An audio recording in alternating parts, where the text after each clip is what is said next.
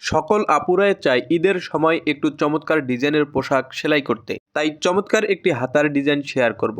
এই ডিজাইন হাতাটি সেলাই করার জন্য আমরা 3/4 হাতা যে নিয়মে কাটিং করে ঠিক একই নিয়মে হাতাটা কাটিং করে নেব। কুচির ডিজাইনটা তৈরি করার জন্য 2.5 ইঞ্চি চওড়া একটা পট্টি আমাদের কাটিং করে নিতে হবে আড়া ভাঁজে। প্রথমে এই পট্টিটার যে কোনো একটি সাইড হেম করে নিতে হবে। তো আপনি যদি এই গাইড দিয়ে হেম করে নেন তো একেবারেই খুব সহজেই সুন্দর মতো হেমটা করে নিতে পারবেন।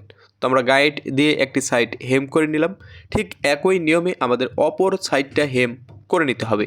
2.5 ইঞ্চি পট্টিটার দুই সাইডে এই নিয়মে সুন্দর করে হেমটা করে নেওয়ার পর আমাদের মাঝখানে কুচি দিয়ে নিতে হবে। তো কুচি গাইড দিয়ে আপনি খুব সহজেই সুন্দর মতো কুচি দিয়ে নিতে পারেন। এবার আমাদের 3/4 হাতাটা নিতে হবে। হাতার উল্টা দিকটা উপরের দিকে রেখে হাতার মুহুরিতে একটা পট্টি বসিয়ে নিতে হবে। পট্টিটা কাটিং করবেন 1.5 থেকে 2 ইঞ্চি চওড়া করে এবং 1/2 ইঞ্চি পরিমাণ সেলাইয়ের কাপড় ধরে এক সমান করে সেলাইটা দিয়ে নেবেন। এই নিয়মে সেলাইটা দিয়ে নেওয়ার পর পট্টিটা সুন্দর মতো 1 ইঞ্চি চওড়া করে ভেঙে একটি সেলাই দিয়ে নেবেন। এবার পট্টির অপর সাইডে আমাদের একটি সেলাই দিয়ে পট্টিটা দুই সাইডে সেলাই দিয়ে আটক করে নিতে হবে।